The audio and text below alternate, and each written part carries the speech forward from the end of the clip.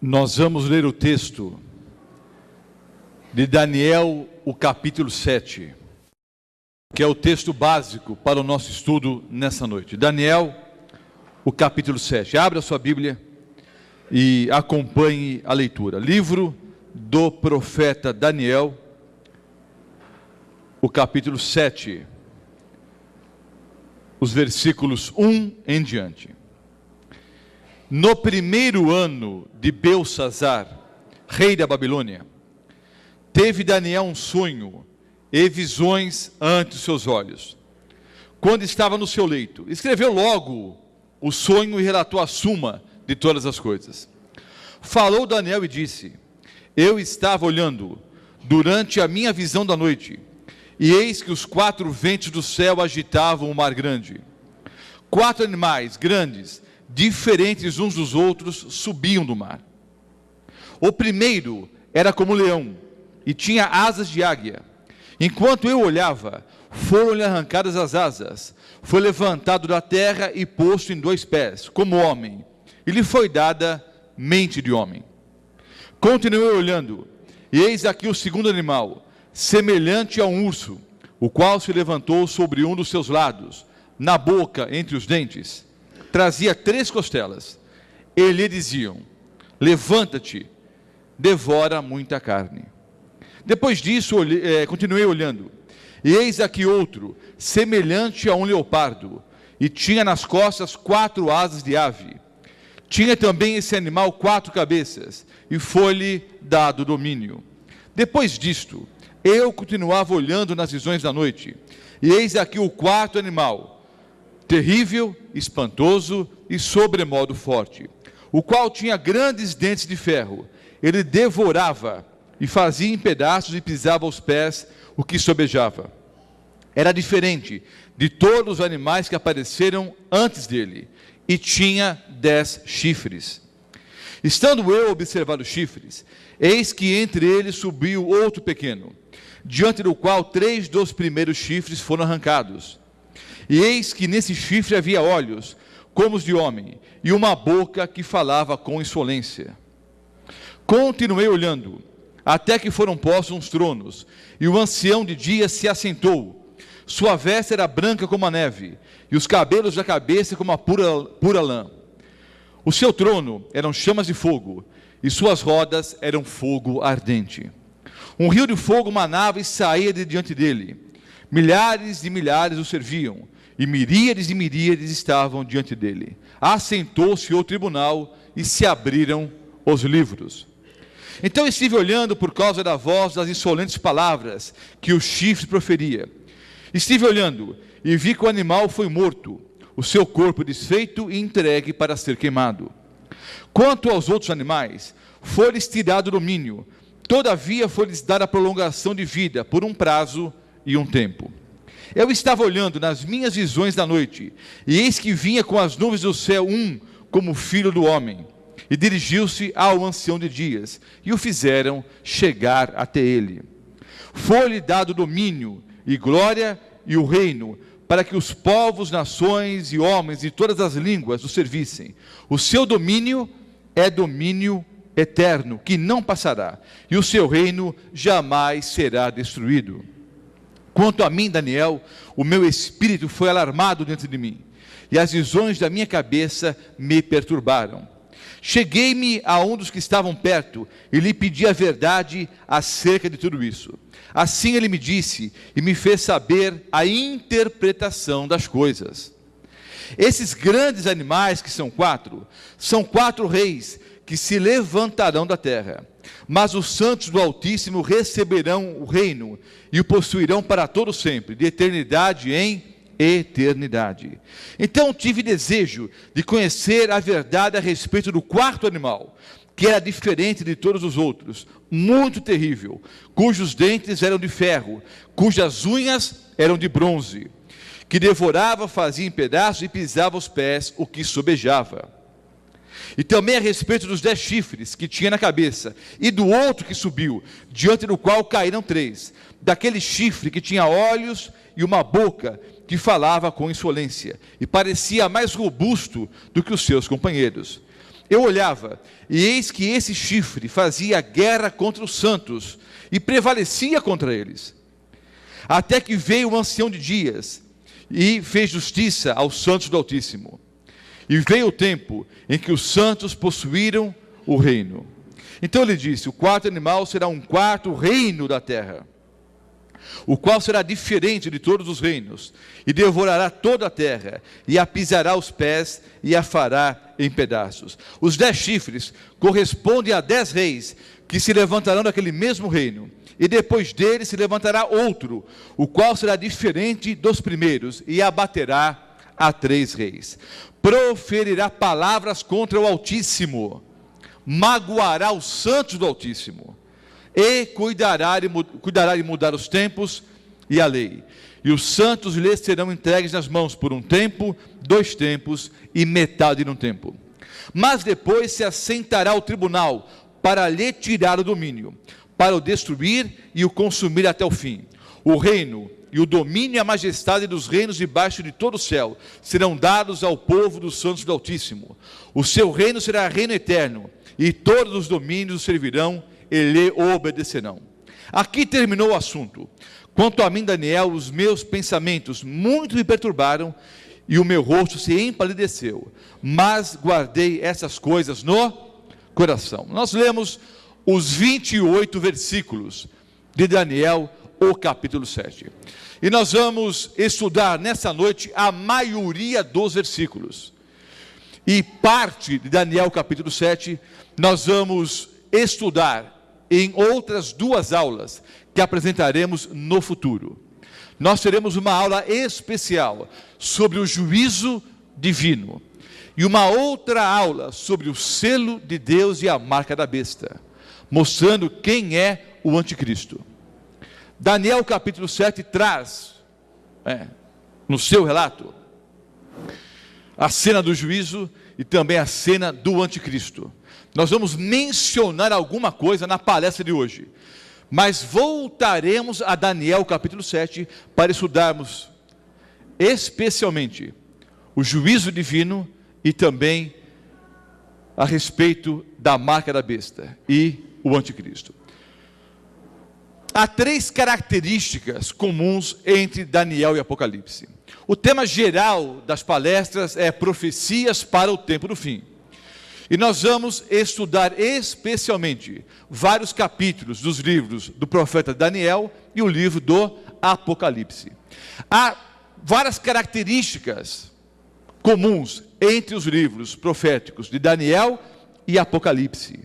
Nós vamos apresentar agora 3 características comuns, básicas, entre esses 2 livros. Primeira característica: a teologia estruturada no tempo. Há várias profecias de tempo no livro do profeta Daniel e também no Apocalipse. Então, todas as profecias apontam para o fim e para um fim, que é o estabelecimento do reino de Deus nessa terra. Então, todas as profecias bíblicas apontam para o fim e para um fim, que é o estabelecimento do reino de Deus nessa terra. Uma segunda característica é a teodiceia cristocêntrica. O que é teodiceia? Nós, numa aula passada, falamos sobre a origem do mal e a queda do homem. Como o pecado originou-se no universo e como o pecado entrou nesse planeta. Teodiceia, queridos, é a justificação do caráter de Deus, porque há essa ideia: se Deus é bom, por que existe o mal? Já foi tema de um estudo numa aula anterior. Mas as profecias mostram que Deus é bom, que Deus é Pai, que Deus é amoroso, que Deus não é ocupado pela situação que o mundo se encontra hoje, e que Ele tem um plano, o plano de estabelecer o seu reino, que jamais terá fim. Quando finalmente o caráter de Deus será, de uma vez por todas, vindicado em todo o universo. Já o foi na cruz do Calvário, mas o Senhor Deus vai estabelecer o seu reino, que jamais terá fim. O terceiro princípio, que é o mais importante para a aula de hoje, é o princípio da repetição crescente. É simples de entender, mas prestem atenção. O que é o princípio da repetição crescente? As profecias bíblicas se repetem, mas é uma repetição crescente. O que significa isso? A ideia é repetida, mas mais alguns detalhes são acrescentados. O Senhor Deus repete uma profecia que ele já havia apresentado, só que agora revela alguns detalhes a mais. E o exemplo clássico é Daniel capítulo 2 e Daniel o capítulo 7. São dois capítulos que exemplificam claramente esse princípio. Daniel capítulo 7 repete Daniel capítulo 2, com símbolos diferentes, é verdade, mas há a repetição dos eventos preditos em Daniel capítulo 2. Só que em Daniel capítulo 7, que nós acabamos de ler, há agora mais duas ideias que não foram apresentadas em Daniel capítulo 2. Em Daniel capítulo 2, nós vimos a história desse planeta, a história dos reinos desse mundo, tipificadas ali na estátua, que tinha a cabeça de ouro, o peito e os braços de prata, o ventre de bronze, as pernas de ferro e os pés em parte ferro e em parte barro. E depois uma pedra é cortada sem o auxílio de mãos, vem em direção à estátua e destrói então a estátua. Vimos na última aula que a estátua representa os reinos desse mundo, e a pedra representa a volta do nosso Senhor e Salvador Jesus Cristo, destruindo os reinos desse planeta e estabelecendo o seu reino que jamais terá fim. Em Daniel capítulo 7, há a repetição de Daniel 2, só que em vez de metais, há animais. Mas há mais duas informações agora acrescentadas aqui.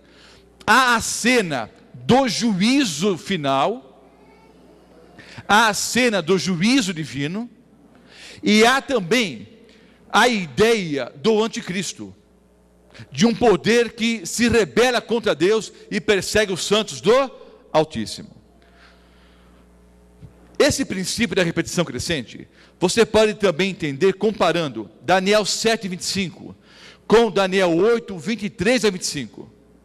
Daniel 7:25 é repetido em Daniel 8:23 a 25. Depois Daniel 8:23 a 25 é repetido em Daniel 11:31 a 45. Então as profecias se repetem, mas sempre com uma informação a mais. É o princípio da repetição crescente. Daniel então, em visão, ele olha para o mar grande e vê 4 animais surgindo desse mar grande, em meio a tempestade, a ventos impetuosos. Ele vê 4 animais surgindo do mar grande. Nós estudamos na primeira aula que o melhor intérprete da Bíblia é a própria Bíblia. Então os símbolos proféticos, queridos, eles têm que ser interpretados à luz das Escrituras. Não é o que eu acho, não é o que eu penso, é o assim diz o Senhor. A Bíblia se autoexplica. O melhor intérprete da Bíblia é a própria Bíblia. Então 4 animais grandes, diferentes uns dos outros, subiam do mar. Vejamos aqui alguns símbolos proféticos apresentados em Daniel capítulo 7. Mar, em profecia bíblica, você pode conferir em Apocalipse 17:15.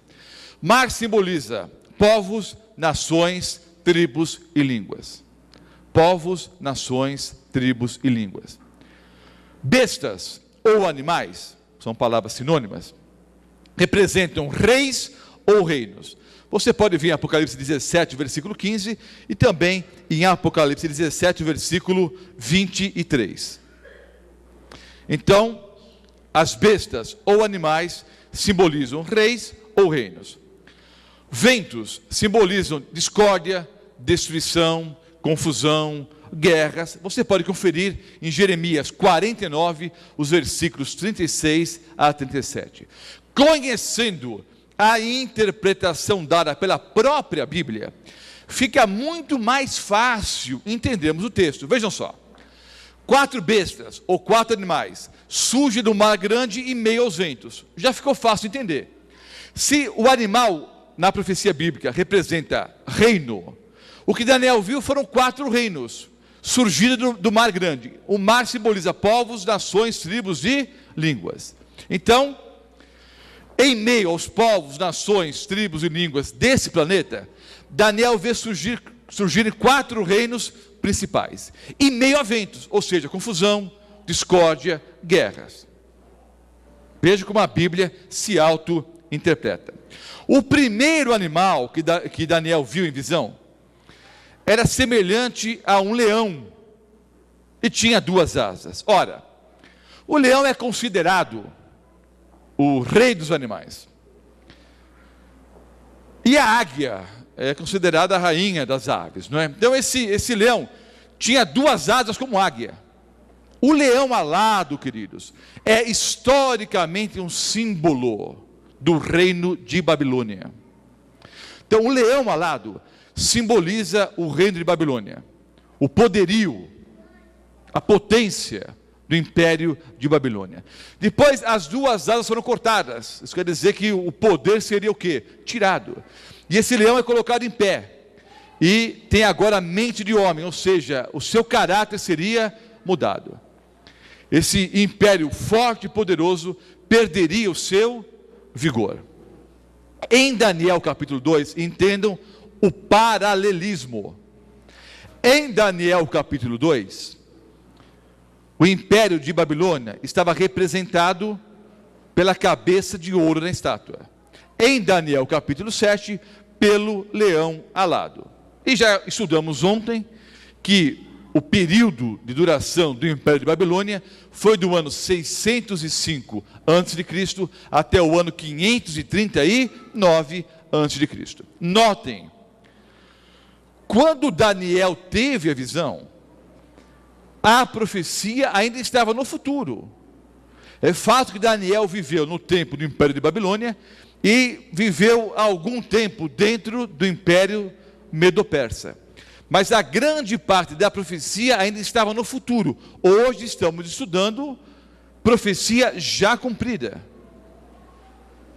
Isso me dá consciência, me dá certeza de que as profecias que ainda estão no futuro hão de se cumprir exatamente como já se cumpriram as profecias de Daniel 2 e Daniel, o capítulo 7. Grande parte já se cumpriu. Alguma coisa ainda está no futuro, como veremos hoje à noite. O segundo animal era semelhante a um urso. Esse urso tinha 3 costelas na boca. O urso simboliza o império medo-persa. As 3 costelas que o urso tinha na boca representam os 3 impérios que os medo-persas destruíram para tomar conta do cenário. Que 3 impérios foram esses? Foram o reino da Babilônia, do Egito e da Lídia. Não confundo com Líbia.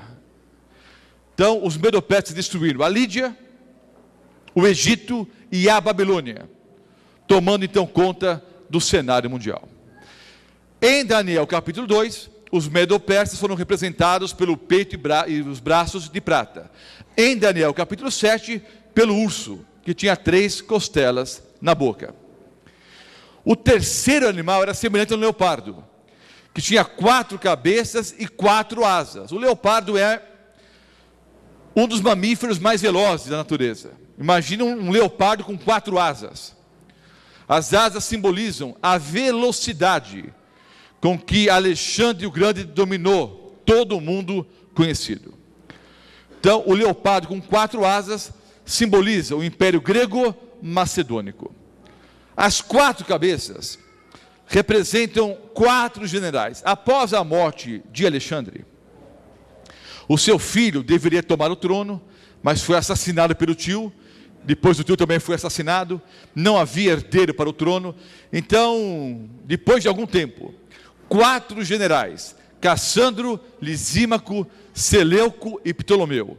Esses 4 generais dividiram o Império Grego-Macedônico, o império que era de Alexandre, foi dividido então entre esses 4 generais. As 4 cabeças simbolizam os 4 generais: Cassandro, Lisímaco, Seleuco e Ptolomeu.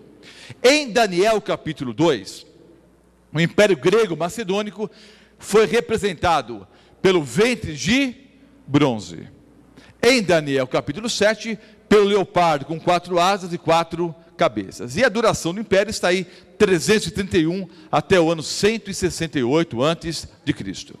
O quarto animal era terrível, espantoso, sobremodo forte.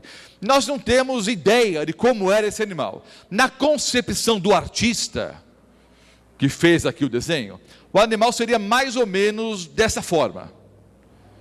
Mas a Bíblia diz que era um animal terrível, espantoso, sobremodo forte, que tinha 10 chifres. Esse animal terrível, espantoso, sobremodo forte, é um símbolo do Império Romano. Em Daniel capítulo 2, o Império Romano tipificado pelas pernas de ferro. Em Daniel capítulo 7, pelo animal terrível, espantoso, sobremodo forte. O Império Romano dominou o mundo conhecido do ano 168 a.C. até o ano 476 depois de Cristo. Vocês conseguiram enxergar até aqui o paralelismo? Em Daniel 2 e Daniel 7, o Senhor Deus apresentou a história dos reinos deste mundo.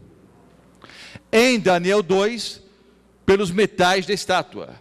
Em Daniel capítulo 7, com 4 animais. Agora vejam, em Daniel capítulo 2, os pés da estátua eram em parte barro e em parte ferro, representando as tribos que destruíram o Império Romano, dividiram o Império Romano em várias tribos, dando ao longo da história, surgindo ao longo da história, os países como temos hoje na Europa. Então vejam, em Daniel capítulo 2, os pés da estátua simbolizavam o Império Romano dividido. Em Daniel capítulo 7, os 10 chifres. Ora, qual que é o paralelismo aqui? A estátua, com certeza, tinha que ter 10 dedos. O animal terrível, espantoso, sobremodo forte, é quantos chifres? 10.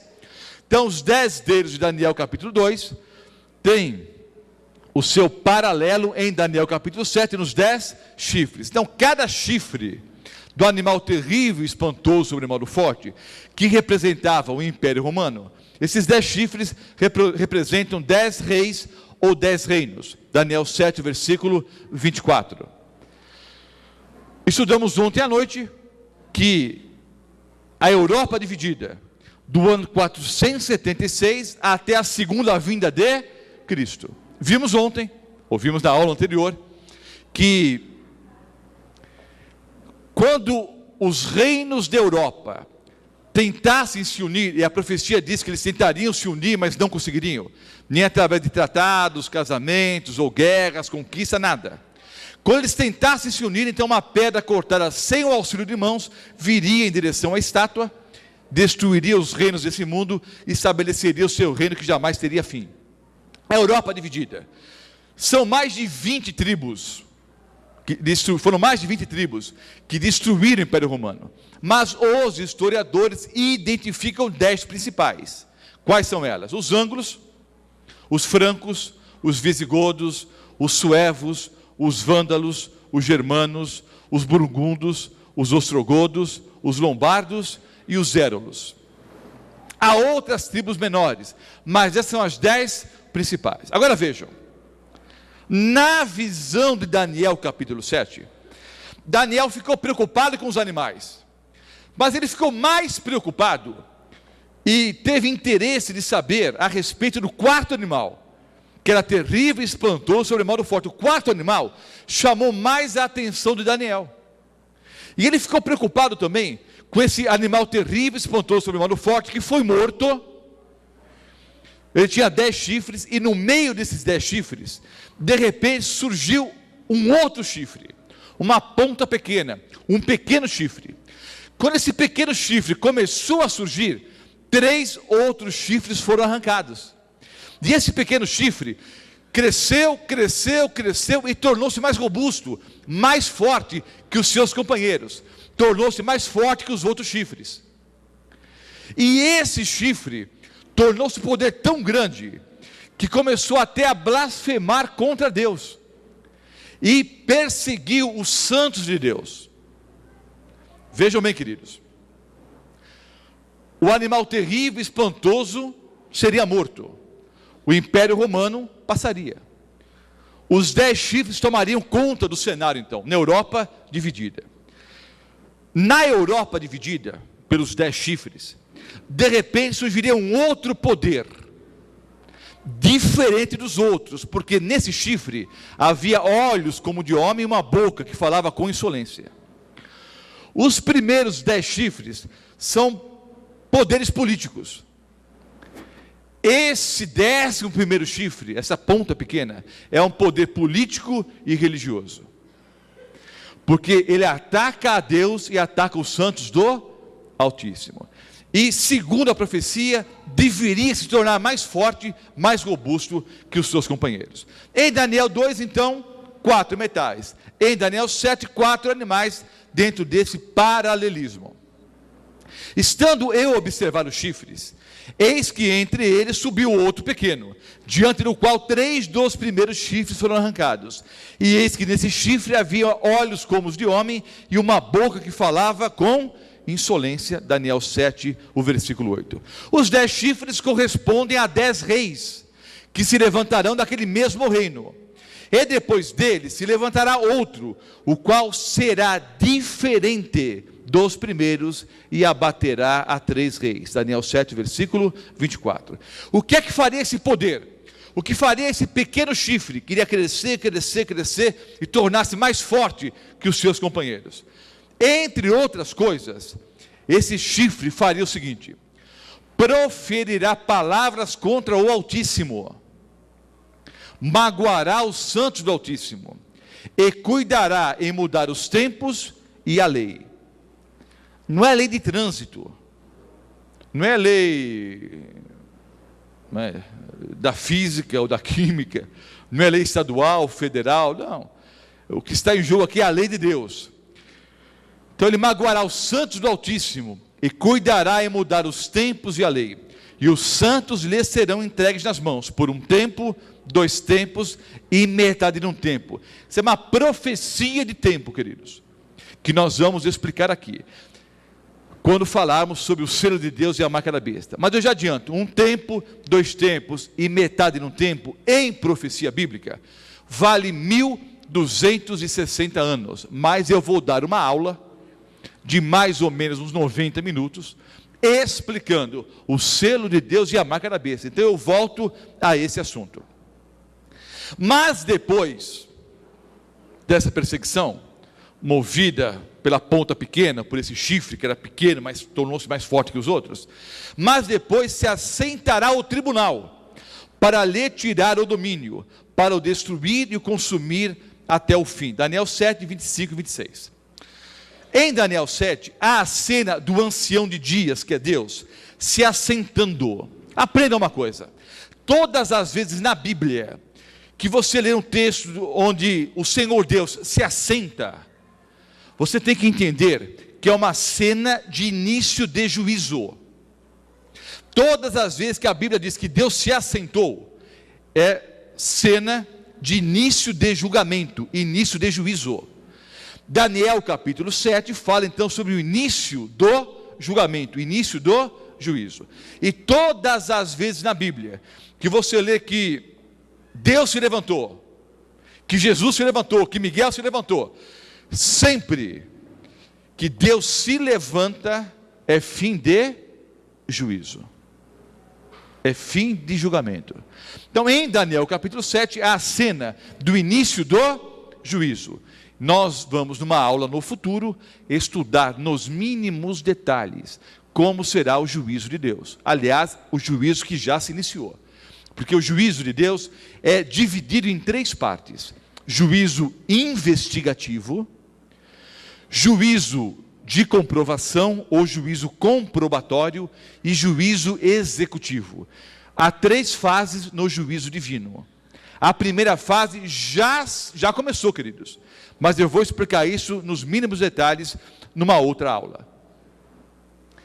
Então a cena do juízo e a cena também da ponta pequena. Sobre a égide dessa pequena ponta, ou desse pequeno chifre, ocorreria uma grande traição da palavra de Deus. desvio do assim diz o Senhor. Não vou entrar em detalhes sobre o pequeno chifre, mas vou dar algumas dicas. Há 8 sinais identificadores para entendermos quem é o pequeno chifre. Primeiro sinal, ele surge da quarta besta. Olha, a quarta besta é o Império Romano. Das cinzas de Roma pagã, surgiu Roma papal, Roma religiosa. Então é um poder que surge depois do Império Romano, ou do poderio do Império Romano. Apareceu depois dos outros 10 chifres. Então, num período em que a Europa já estava sob o domínio desses 10 chifres, já havia uma divisão na Europa, surgiria então esse pequeno chifre, a ponta pequena. Terceiro sinal identificador, ele era pequeno quando foi contemplado pela primeira vez, mas com o passar do tempo veio a tornar-se mais robusto do que os seus companheiros. Quarto sinal, diante desse chifre deveriam cair 3 outros, de modo que diante do seu aparecimento, esses 3 foram arrancados. Os 3 chifres, ou os 3 reinos que foram arrancados, foram os Érulos, os Vândalos e os Ostrogodos. Os Érulos, os Vândalos e os Ostrogodos eram arianos, e se opunham à doutrina papal. Então havia um conflito entre os Érulos, os Vândalos e os Ostrogodos, e essa ponta pequena, que estou dizendo explicitamente que é o poder de Roma papal. E depois de muitas guerras e alianças, do Papa com outros imperadores, esses três reinos foram destruídos, os Érulos, os Vândalos e os Ostrogodos, mas eu volto em detalhes numa próxima aula. Quinto sinal identificador, nesse chifre havia olhos como os de homem, e uma boca que falava com insolência, dirigindo palavras contra o Altíssimo, versículos 8 e 25. Ele haveria de magoar ou destruir os santos do Altíssimo. Uma das pretensões desse poder, que eu já disse quem é Roma religiosa, Roma papal. Uma das pretensões seria mudar os tempos e a lei. E foi-lhe concedido um poder especial, durante 1 tempo, 2 tempos e metade de 1 tempo, exatamente 1260 anos, que nós vamos estudar numa próxima aula, é exatamente o tempo da chamada Santa Inquisição, da supremacia papal e da perseguição que a Igreja Católica Apostólica Romana moveu contra os verdadeiros cristãos, os verdadeiros santos. Não fiquem surpresos, não fiquem assustados, não fiquem bravos com o pastor Mota. O próprio Papa João Paulo II veio a público, obviamente antes da morte, ele veio a público pedir perdão os milhões de pessoas, milhões de cristãos que a Igreja Católica Apostólica Romana matou na chamada Santa Inquisição. Isso é histórico e a própria Igreja Católica reconhece. Então, queridos, das cinzas de Roma pagã surgiu Roma papal, que é o poder da ponta pequena, de Daniel capítulo 7, que eu vou explicar nos mínimos detalhes numa outra aula. Mas obviamente já deixei bem claro que a ponta pequena se refere ao poder papal, Roma religiosa. Os 10 chifres são poderes de índole política. O chifre pequeno é um poder político religioso. Daniel 2 e Daniel capítulo 7 apontam claramente para o final dos reinos desse mundo e o estabelecimento do reino de Deus, que jamais terá fim. O dia e a hora da volta de Cristo, ninguém sabe, queridos. Mas o Senhor Deus nos deu algumas dicas. Já vimos ontem Daniel 2. Quando os reinos da Europa tentassem se unificar, o Senhor Deus estabeleceria o seu reino que jamais será fim. É justamente o tempo que nós estamos vivendo. Mas há em Mateus 24 alguns sinais muito claros, queridos. Eu não terei tempo agora de entrar nos mínimos detalhes, mas vamos ler juntos alguns versículos de Mateus 24. eu volto a Daniel 7 para explicar a cena do juízo e a ponta pequena nos mínimos detalhes. Mas vamos encerrar a palestra de hoje falando um pouquinho sobre os sinais da volta de Cristo. Daniel 2, Daniel 7 apontam para a volta do nosso Senhor e Salvador Jesus Cristo. Vou ler aqui os versículos 1 em diante, de Mateus, do capítulo 24. Tendo Jesus saído do templo, ia se retirando quando se aproximaram dele os seus discípulos, para lhe mostrar as construções do templo. Ele, porém, lhes disse: não vedes tudo isso? Em verdade vos digo, que não ficará aqui pedra sobre pedra que não seja derribada. Então notem, a primeira profecia de Mateus 24, profecia do nosso Senhor e Salvador Jesus Cristo, em relação ao templo de Jerusalém, é que não ficaria pedra sobre pedra. O grande orgulho dos judeus era o templo. Jesus disse: não ficará aqui pedra sobre pedra. Pergunto, a profecia cumpriu-se ou não? Cumpriu-se. No ano 70, ou seja, em mais ou menos 40 anos após a morte do nosso Senhor e Salvador Jesus Cristo, os soldados romanos cercaram Jerusalém. Depois de muito tempo de cerco, eles finalmente invadiram a cidade. E havia uma ordem do general romano Tito: eles não deveriam invadir o templo. Podiam matar, saquear, mas não deveriam invadir o templo. Só que alguns sacerdotes e outros judeus se refugiaram no templo. Os soldados romanos, então, contrariando a ordem do próprio general, invadiram o templo, atearam fogo, e não ficou ali pedra sobre pedra. A profecia do nosso Senhor e Salvador Jesus Cristo cumpriu-se literalmente no ano 70, não ficou pedra sobre pedra. Mateus 24 tem uma dupla aplicação: sinais que deveriam se cumprir antes da destruição de Jerusalém e consequentemente a destruição do templo, mas uma aplicação mais ampla, uma aplicação em relação à volta do Senhor Jesus a esse planeta. Vou ler aqui os versículos 3 em diante. No Monte das Oliveiras, achava-se Jesus assentado, quando se aproximaram dele os discípulos, em particular, e lhe pediram: dize-nos, quando sucederão essas coisas, e que sinal haverá da tua vinda e da consumação dos séculos? Vejam, profecia para o tempo do fim, consumação dos séculos. E ele lhes respondeu: vede que ninguém vos engane, porque virão muitos em meu nome. Vejam aqui os sinais que Jesus predisse: porque virão muitos em meu nome, dizendo: eu sou Cristo, e enganarão a muitos. E certamente ouvireis falar de guerras e rumores de guerras. Vede, não vos assusteis, porque é necessário assim acontecer, mas ainda não é o fim. Porquanto se levantará nação contra nação, reino contra reino, haverá fomes e terremotos em vários lugares, porém tudo isso é o princípio das dores.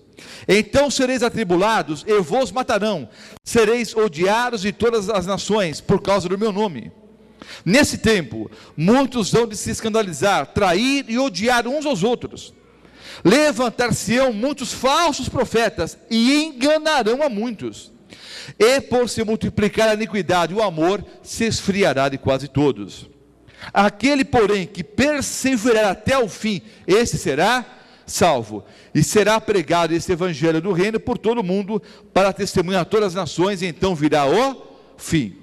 Antes de continuar a leitura e apresentar aqui os sinais da volta de Cristo, há uma doutrina ensinada por alguns evangélicos, que é uma doutrina totalmente errada.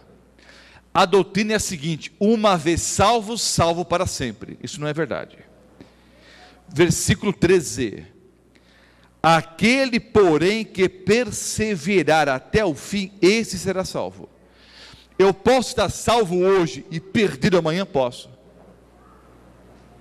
Então não existe essa ideia: uma vez salvo, salvo para sempre. O que perseverar até o fim, esse será salvo. Versículos 15 em diante: quando, pois, virdes o abominável da desolação, de que falou o profeta Daniel. Veja que Jesus chamou a atenção para o livro do profeta Daniel. Algumas pessoas por aí aplicam as profecias de Daniel para cumprimento até o segundo século antes de Cristo. Mas Jesus disse que as profecias de Daniel cumpririam-se. Quando? No tempo do fim. Está muito claro o texto aqui. Que falou o profeta Daniel no lugar santo. Quem lê, entenda. Então os que estiverem na Judéia, fujam para os montes. Quem estiver sobre o eirado, não desça para tirar de casa coisa alguma. E quem estiver no campo, não volte atrás para buscar a sua capa. Ai das que estiverem grávidas e das que amamentarem naqueles dias. Orai para que a vossa fuga não se dê no inverno, nem no sábado. Vou abrir um parênteses, uma janelinha aqui. Interessante o versículo 20, não é? A profecia tem dupla aplicação. Para a destruição de Jerusalém e a aplicação principal para a volta de Jesus. Ora, se o Senhor Jesus iria abolir a lei na cruz do Calvário, como alguns ensinam, ou muitos ensinam erroneamente, se Jesus iria abolir a lei na cruz do Calvário, a troco do que? Ele pediu aqui em Mateus 24, versículo 20, para os judeus orarem para que a fuga não fosse no sábado. Ora, se ele ia abolir na cruz do Calvário, e a destruição seria 40 anos depois. Agora, veja a aplicação mais ampla. Jesus está ensinando aqui que nós cristãos, no tempo da perseguição que virá aos verdadeiros cristãos, antes da volta de Jesus, nós deveríamos orar para que a fuga não fosse no sábado. Ou Jesus não sabia o que pregava, ou o sábado não foi abolido. Mas é um tema de um outro estudo no futuro próximo. Versículos 21 em diante. Porque nesse tempo haverá grande tribulação, como desde o princípio do mundo até agora não tem havido, nem haverá jamais.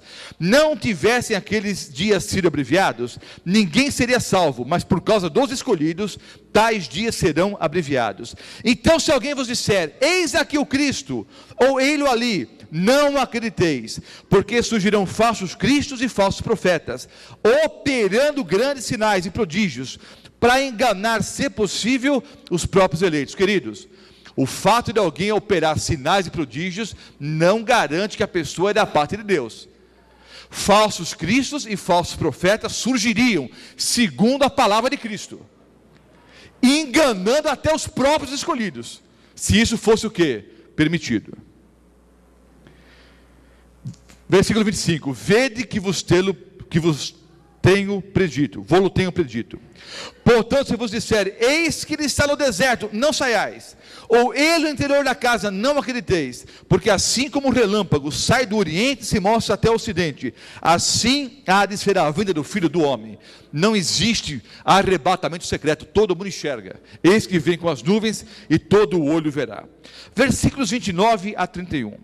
Logo em seguida a tribulação naqueles dias, o sol escurecerá, veja que dicas, o sol escurecerá, a lua não dará sua claridade, as estrelas cairão do firmamento, e os poderes do céu serão abalados. Então aparecerá no céu o sinal do Filho do Homem, todos os povos da terra se lamentarão, e verão o Filho do Homem vindo sobre as nuvens do céu, com poder e muita glória, a cena que Daniel viu em Daniel capítulo 7, versículo 13. Ele enviará os seus anjos com grande clangor de trombeta, os quais reunirão os seus escolhidos dos quatro ventos, de uma a outra extremidade da terra. Vou ler agora os versículos 35 e diante. Passará o céu e a terra, porém as minhas palavras não passarão. Mas a respeito daquele dia e hora, ninguém sabe, nem os anjos do céu, nem o Filho, senão o Pai. Obviamente, hoje Jesus sabe o dia e a hora, mas como aqui na terra o Senhor Jesus viveu como homem, ele se humilhou como homem, para provar que era possível ser fiel a Deus. Ele que subsistia na forma de Deus, não tomou como usurpação ser igual a Deus, mas esvaziou-se a si mesmo. Então, aqui na terra, em submissão ao Pai, ele não sabia o dia e a hora. Hoje, obviamente, ele sabe. Mas Jesus disse que só Deus sabe o dia e a hora. Versículo 37. Pois assim como foi nos dias de Noé, também será a vinda do Filho do Homem. Porquanto, assim como nos dias anteriores ao dilúvio, comiam, bebiam, casavam e davam-se em casamento. Não é pecado comer, beber e casar. É que viviam como se o mundo não fosse acabar. Até o dia em que Noé entrou na arca, e não o perceberam, senão quando veio o dilúvio e os levou a todos. Então será também a vinda do Filho do Homem. 2 estarão no campo, um será tomado ou levado e deixado o outro. 2 estarão trabalhando no moinho, uma será levada e deixada a outra. Portanto, vigiai, porque não sabeis o dia em que vem o vosso Senhor. Antes de mostrar os sinais, me permita comentar a questão que eu acabei de ler agora. Quando Noé entrou na arca, ele, sua esposa, os 3 filhos e as 3 noras, 8 pessoas ao todo, e o anjo do Senhor fechou a porta da arca, veio o dilúvio.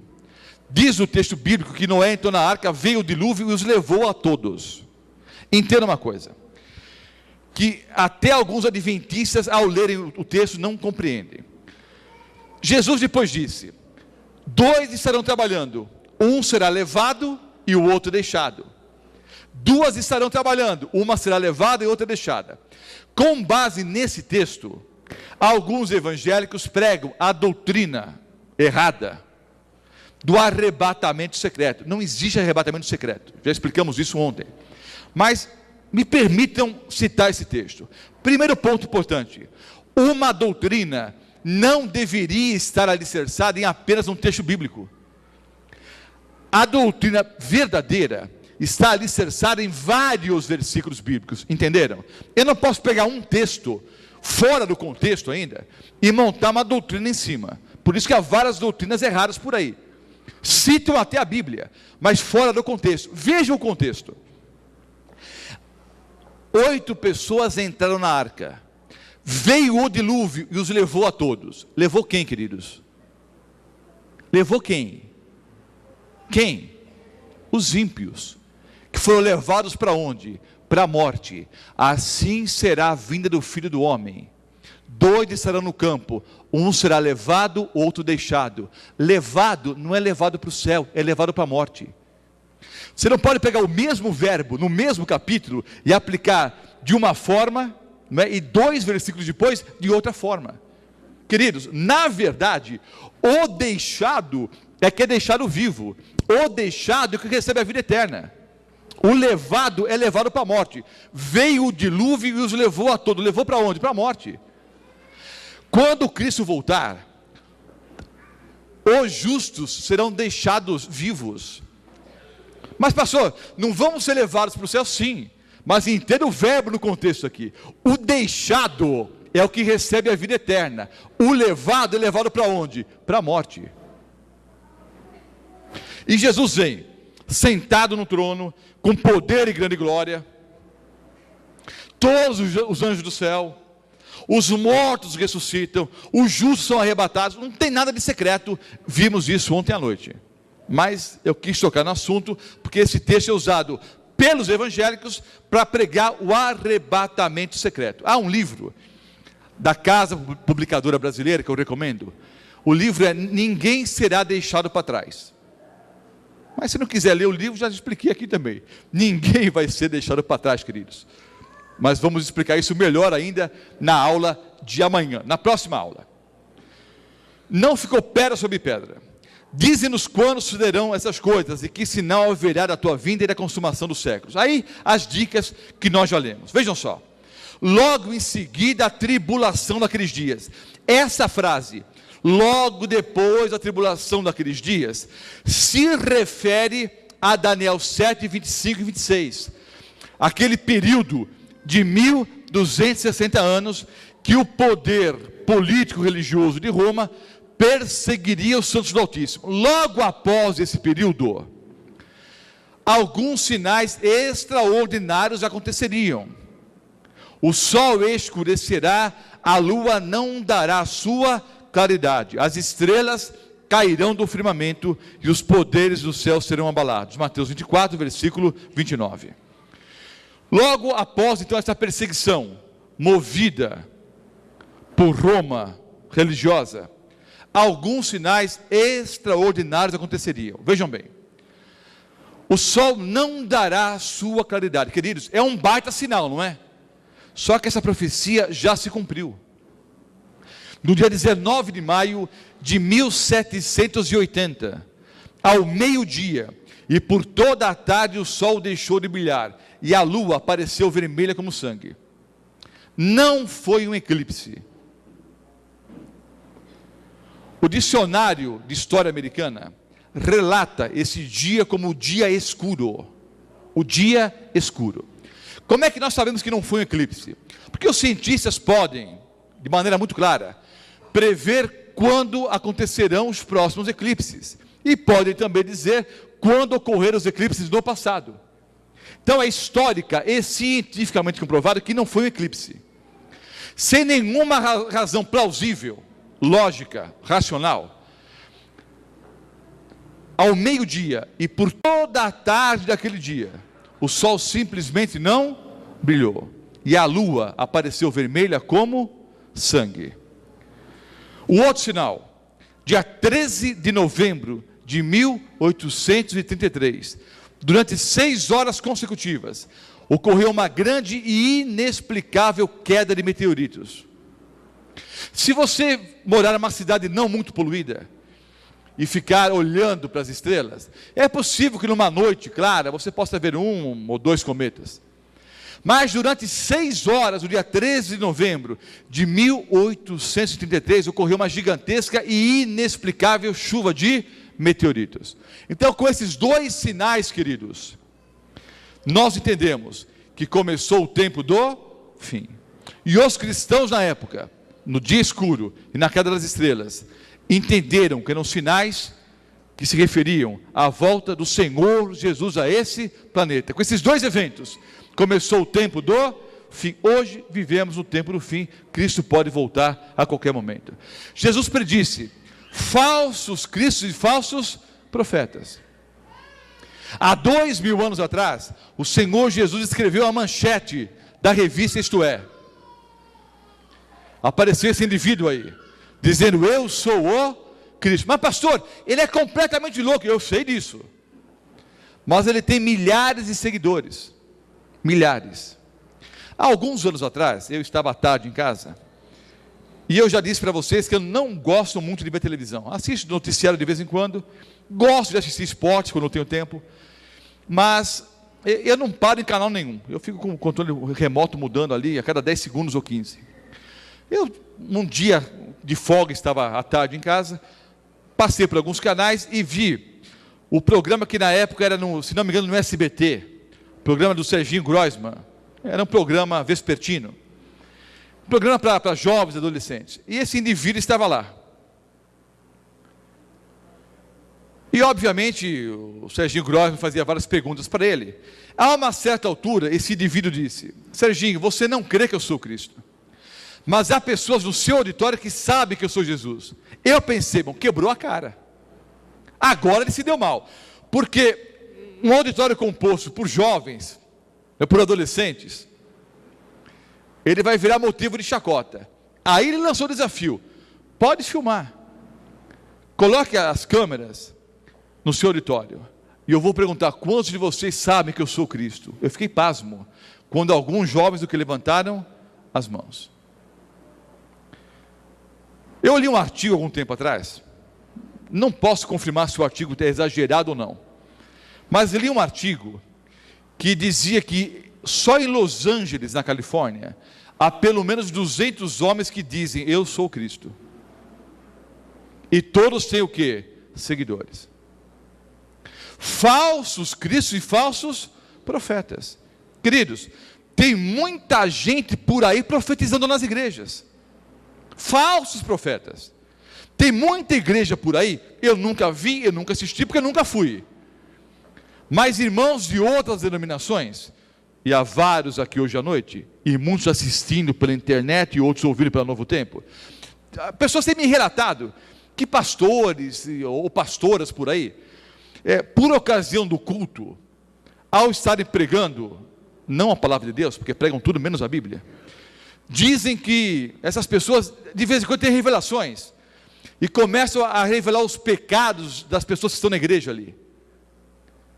Não sei se isso ocorre mesmo ainda por aí ou não. Segundo vários irmãos pentecostais me dizem, isso é muito comum. Deus está me revelando que a irmã tem pecado. Deus está me revelando que o irmão tem pecado. Entenda uma coisa: se isso acontecer em qualquer lugar que você estiver, entenda o seguinte: se o pastor ou a pastora da tua igreja começa a revelar os pecados dos outros, você tem que entender que quem mostrou para ele ou para ela foi o demônio. Porque Jesus nunca mostra os pecados dos outros para terceiros. Deus nunca vai me mostrar o seu pecado. O acusador é o demônio. Se alguém por aí está dizendo, Deus me revelou o seu pecado, você pode ter certeza que alguém revelou, mas não foi Deus não, foi o diabo. O diabo é o acusador. E esse tipo de profeta está cheio por aí. E tem muita gente por aí enrolando a língua, dizendo que está profetizando. Eu vou numa aula explicar o que é o verdadeiro dom de línguas e esse blá blá blá que há por aí. Há um dom de línguas verdadeiro e há uma contrafação demoníaca que permeia várias igrejas por aí. Há o verdadeiro dom de línguas e há uma contrafação satânica. Como é que eu vou saber se aquilo que você fala na igreja é verdadeiro ou não? Não é se é da parte de Deus ou não? Numa próxima aula eu vou explicar. Mas falsos cristos e falsos profetas operando grandes sinais. Cuidado, querido, sinal não é evidência que a pessoa é da parte de Deus. Pelos seus frutos os conhecereis. Jesus predisse guerras, fome, terremotos. As guerras sempre existiram, mas não com a intensidade das guerras que nós presenciamos nos últimos anos. Milhões de pessoas morreram na Primeira e na Segunda Guerra Mundial. O ser humano hoje tem o poder bélico para destruir o planeta dezenas ou centenas de vezes. Num artigo que li também há algum tempo atrás, o articulista, o autor dizia que há mais ou menos 60 quilos de explosivos para cada ser humano na face da Terra. Para cada indivíduo da face da Terra, há 60 quilos de explosivos. Dá para explodir o planeta várias e várias vezes. Fome. No tempo em que você ficou assentado aqui, ou ouvindo pela internet, ou ouvindo pela Rádio Novo Tempo, entenda que nessa 1h30 que ficamos aqui, milhares de pessoas morreram de fome ao redor do planeta. Há nesse país milhões de famintos. Hoje, ao redor do mundo, milhares de pessoas morreram e morrerão de fome. E talvez você que me ouve agora, ou está presente aqui, está chateadinho, está triste. A irmã está chateada porque ao vir aqui para a igreja, rasgou a meia. Rasguei a meia, estragou o dia. Arranharam meu carro, furou o pneu do automóvel. Está chateadinho, triste porque riscaram o teu carro. Hoje, queridos, milhões de pessoas vão dormir com fome no planeta. E milhares de pessoas morreram de fome durante o dia. Alguns estudiosos afirmam que entre 5 e 6 crianças morrem de fome a cada minuto. Você conta até 60. Ou faz o seguinte, conta até 10. Assim, 1, 2, 3, 4, 5, 6, 7, 8, 9, 10. Uma criança morreu de fome. Conta até 10 de novo. Outra criancinha morreu de fome. Você está tristinho, porque está com algum problema na tua vida. Eu sei que você enfrenta dificuldades, mas nós temos a grata alegria de estarmos aqui. Temos o que comer em casa. E temos o alto privilégio de podermos estudar a palavra de Deus. E a palavra de Deus diz que brevemente Ele virá para nos levar para um lugar onde não haverá mais fome, dor, sofrimento, nada disso. Todas as coisas serão feitas novas. Fome, terremotos. Acabamos de presenciar nos noticiários, o terremoto em Roma. Mas a terra, queridos, treme diariamente. Os terremotos sempre existiram, mas nas últimas décadas, a incidência de terremotos tem aumentado assustadoramente. Eu estava conversando com um cientista e eu tinha a seguinte ideia: o sismógrafo é o aparelho que detecta a localização do terremoto e a intensidade do terremoto. É uma escala, né? Escala Richter, não é? Que essa escala diz qual é a intensidade do tremor. Qual era a minha ideia? Que com o avanço da ciência, o sismógrafo tornou-se um aparelho mais potente, mais sensível. Então eu entendia que os terremotos até que estavam aumentando, mas nem tanto. Os cientistas é que estavam, né, com um poderio tecnológico melhor nas mãos, então tinham mais condições de detectar os terremotos. Mas um cientista peruano me disse que não. Ele me disse que basicamente o sismógrafo é o mesmo aparelho há décadas. Com o passar dos anos, com o avanço da ciência, o tamanho do sismógrafo diminuiu, mas a precisão é basicamente a mesma. E me disse então esse cientista peruano: os terremotos estão crescendo, a incidência de terremotos cresce assustadoramente a cada dia. Ele não era um cristão, um cientista ateu inclusive, mas que reconhece que o mundo está em turbulência. Guerras, fome, terremotos, sinais da breve volta de Jesus a esse planeta. No versículo 37 de Mateus 24, é uma outra dica: pois assim como foi nos dias de Noé. Mas pastor, como é que eu vou saber como foi nos dias de Noé? A Bíblia diz, Gênesis 6, o versículo 11, Gênesis 6, o versículo 11, como é que era a terra nos dias de Noé? E Deus destruiu os seres humanos, à exceção de 8. A terra estava corrompida à vista de Deus e cheia de violência. Como foi nos dias de Noé, seria antes da volta de Jesus. Preciso comentar alguma coisa, queridos? A terra estava cheia de violência. O coração humano corrompido, vícios, drogas, violência, desamor. Um jovem perder a vida por causa de um par de tênis. Rapaz matar a avó por causa de R$5 para comprar crack. Uma jovem que leva um susto no trânsito e leva um tiro na cabeça. Papai que vai ao shopping com um filhinho nos braços, passeando com o filhinho ali. Um homem que trabalhava 10, 12 horas por dia, teve um tempo para ir até o shopping center com o filho. E no shopping center, um segurança desconfiando de alguém ali que aparentemente estava numa atitude suspeita. Há uma discussão, o segurança saca a arma, o bandido também. Há um tiroteio no shopping e o pai leva um tiro na cabeça. Os delegados são homens que trabalham arduamente e são acostumados com crime, com violência, com dor. Eu vi o delegado chorando quando ele disse que levou 2 horas para tirar a criancinha do pescoço do pai. A criancinha grudou no pescoço do pai e não queria soltar mais. Sabe, queridos, é o mundo que nós vivemos. Eu moro aqui em Rio Preto, 15 quilômetros daqui. Vou pegar meu automóvel, vou chegar em casa vivo? Não sei. Vou chegar em casa com meus familiares com saúde? Não sei. É o mundo que nós vivemos, de morte, sofrimento, dor e violência. Sinais da volta do Senhor Jesus Cristo. Mateus 24, 12. Por se multiplicar a iniquidade, o amor esfriará de quase todos. E essa frase vale para a igreja, viu, irmãos? O amor esfriando no meio do cristianismo. O amor simplesmente acabando. Por se multiplicar a iniquidade, o amor esfriará de quase todos. E o último sinal que eu apresento hoje à noite, Mateus 24, 14. Será pregado esse evangelho do reino para testemunho a todas as nações, e então virá o fim.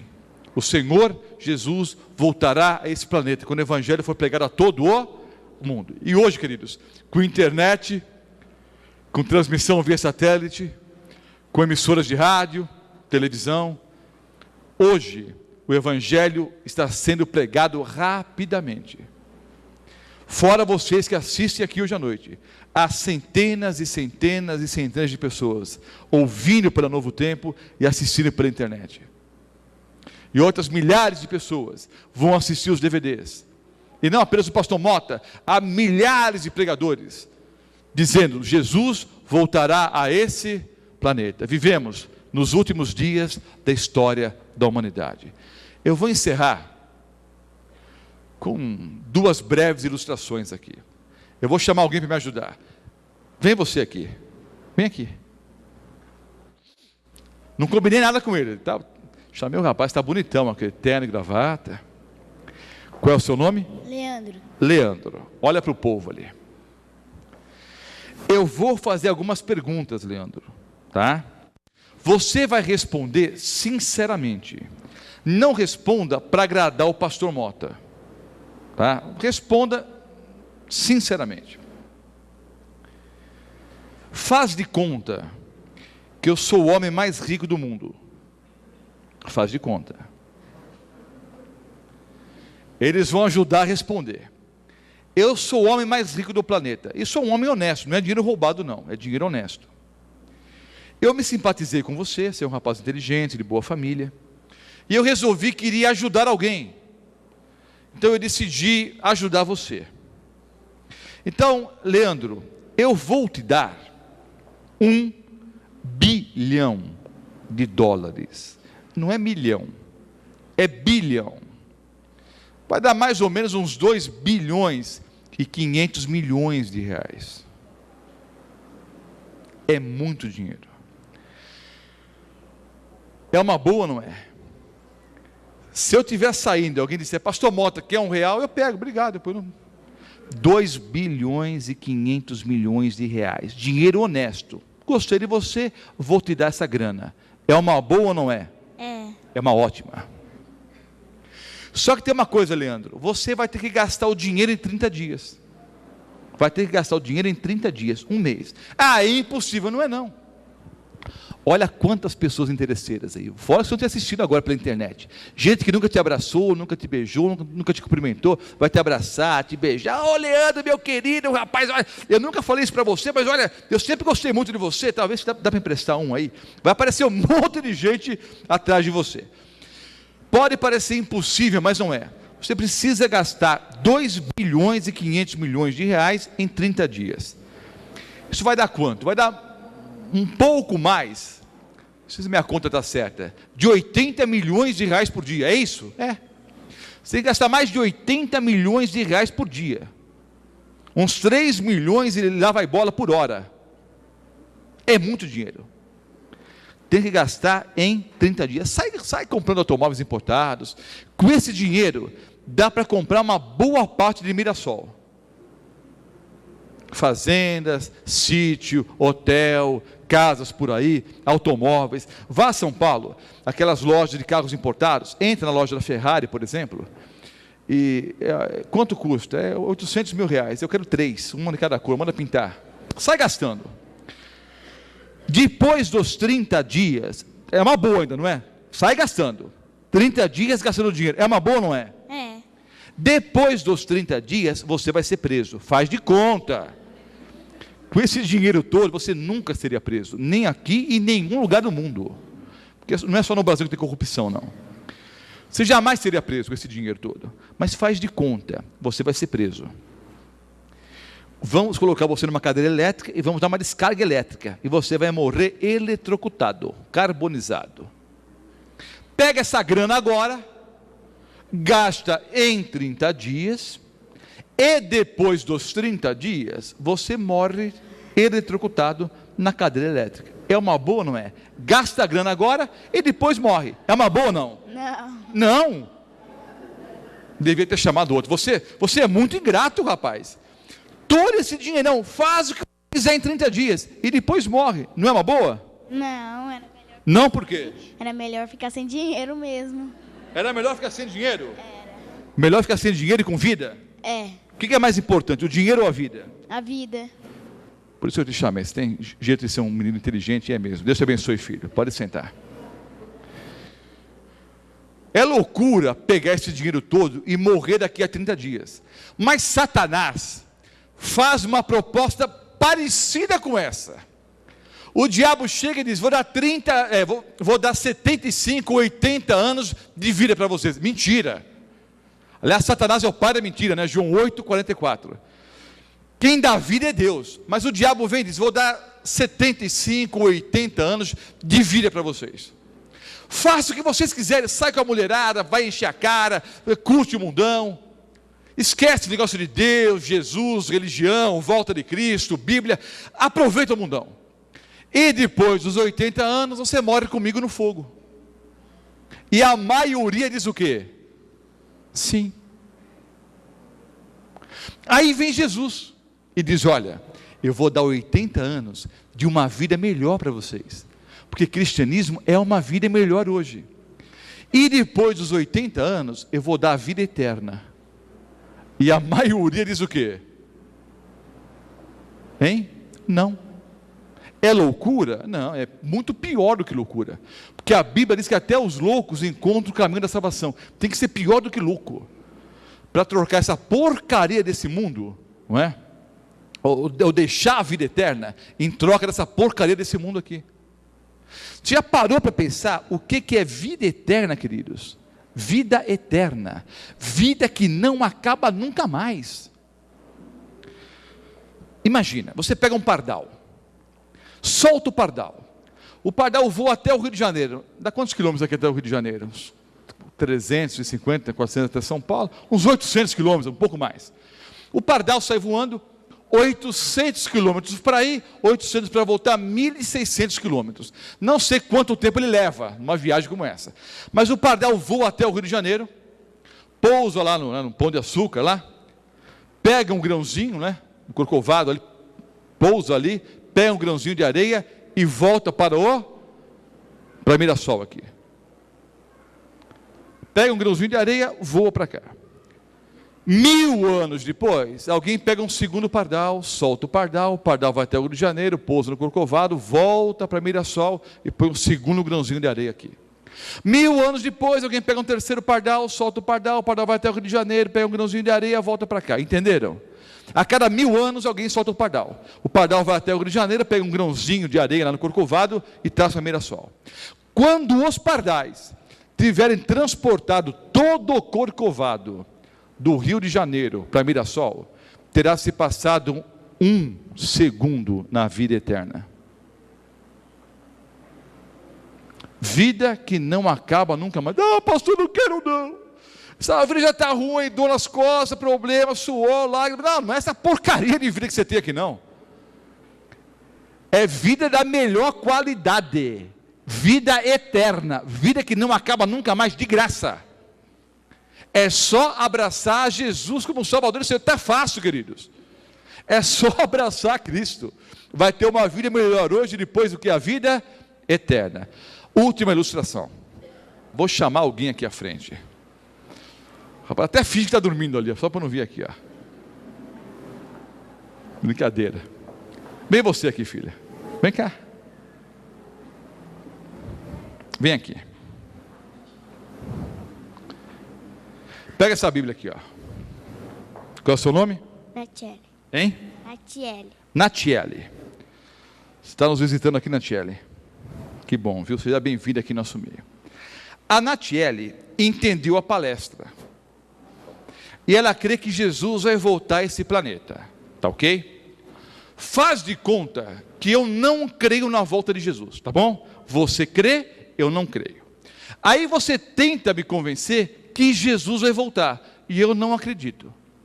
Aí ela diz: olha, mas a Bíblia fala, há 2.500 versículos bíblicos que dizem que Jesus vai voltar a esse planeta. Mas o que é isso, Natiele? A Bíblia é um livro de louco. Meia dúzia de bêbados se encontraram num barzinho da esquina e escreveram esse livro. Veja que eu sou um blasfemo, eu sou terrível. Não quero saber de Bíblia, de Jesus, de igreja, nada. Em meio à conversa, eu digo: Natiele, eu vou apostar com você que Jesus não vai voltar. Cristão não aposta, mas é uma aposta santa. Ela aposta que Jesus vai voltar, eu aposto que Jesus não vai voltar. Nos despedimos. 20 anos se passam, Aí quando ela ô Natiele, como é que você está, querida? Sumiu, faz tempo que eu não te vejo. Soube que você casou, está com 6 filhos, mas que loucura, menina. Olha, lembra aquela conversa que nós tivemos há 20 anos atrás? Lembra que eu te falei que Jesus não iria voltar? Não voltou. E aí? Pergunto, o que é que foi que eu ganhei? Nada. Continuei na mesma vidinha medíocre de sempre. O que ela ganhou? 6 filhos, mas isso é brincadeira, não é? O que ela ganhou? Sendo fiel à palavra de Deus, sendo fiel à pessoa de Cristo. Viveu melhor, com mais saúde, com mais alegria. Tem um lar cristão, tem um lar feliz, está educando os filhos no caminho do Senhor. Uma vida muito melhor. Ela não perdeu nada. E eu não ganhei nada. Mas vamos inverter a história. Eu encontro a Natiele. Quando eu vou cumprimentá-la, eu olho e vejo Jesus voltando em poder e grande glória. O que ela me disse é verdade. O que a palavra de Deus diz é verdade. Cristo está voltando. O que é que foi que ela ganhou? Tudo. Viveu bem aqui e vai ganhar a vida eterna agora. O que é que eu vou perder? Tudo. Vivi mal aqui e vou jogar a vida eterna fora. Uma dica de um amigo: não aposte contra a Bíblia, você perde sempre. Cristo vai voltar a esse planeta. 2.500 versículos bíblicos dizem isso claramente. Quer você queira, quer você não queira, quer você esteja preparado ou não, vem um dia, e está muito próximo, que o Senhor Jesus voltará em poder e grande glória. Obrigado, Natiele. Deus te abençoe ricamente, viu? Cristo está voltando. Vou fazer um apelo para você. Vocês vão descobrir, vocês que me assistem pela internet, os que ouvem pela Novo Tempo, os que assistem ao vivo aqui, que ao longo das conferências, eu não sou muito de fazer apelos emocionais. Porque eu descobri que muitas pessoas que choram na igreja, depois assistem o jogo de futebol e também choram quando o time perde. Assistem a novela das 8 e também choram. Eu aprendi a fazer apelos mais racionais, mais inteligentes. As pessoas vêm chorando à frente. Eu fiz muito apelo emocional ao longo do meu ministério. As pessoas choram, voltam para casa, tomam um banho frio, tudo volta a ser como antes. Eu quero perguntar nessa noite, todos vocês que me assistem pela internet, os que ouvem pela Novo Tempo, e os que estão pessoalmente aqui em Mirassol, todos vocês que querem tomar uma decisão inteligente ao lado de Jesus. Então a ideia é a seguinte: eu creio que Jesus vai voltar a esse planeta, e eu quero estar preparado, eu quero ir para o céu com Jesus. Por isso, eu quero tomar uma posição ao lado do meu Senhor e Salvador, Jesus Cristo. Todos vocês que querem tomar essa decisão inteligente, racional, movidos pela razão e pelo estudo da Bíblia, Senhor, eu quero ir para o céu, eu quero estar preparado. Você se coloca em pé, onde você estiver. É a tua resposta para Deus. Amado Pai Celestial, nessa noite estudamos Daniel capítulo 7. Vimos coisas importantes para a nossa vida. Vimos que o Senhor dirige a história do planeta. Vimos que haverá um juízo final. Vimos que há um poder terrível que se levanta contra o Senhor. Mas o mais importante é que aprendemos, mais uma vez, que o Senhor Jesus voltará a esse planeta. Estudamos alguns sinais que o Senhor predisse em Mateus, no capítulo 24. E nós temos presenciado esses sinais. Nós temos visto, nos últimos dias, os sinais se cumprindo exatamente como o Senhor Jesus predisse há 2000 anos atrás. Isso nos deixa muito claro que o Senhor Jesus voltará no futuro muito próximo. Voltará nas próximas semanas, nos próximos meses, não sabemos o dia, mas sabemos que o dia está muito próximo. E nós queremos estar preparados. Por isso nos levantamos aqui essa noite, tomando uma posição ao lado de Jesus, para termos, como oramos sempre, uma vida melhor hoje, mas acima de tudo a vida eterna. Tu sabes, Senhor, o que vai em nosso coração. Tu sabes quais são as nossas angústias, os nossos traumas, as nossas dúvidas, os nossos medos. Nós queremos entregar tudo nas mãos do nosso Senhor e Salvador, Jesus Cristo. Dá-nos, Senhor, o perdão pelos nossos pecados e faltas. Toma-nos, Senhor, em teus braços de amor e conduza-nos rumo a Canaã celestial. Oramos em nome de Cristo. Amém, Senhor.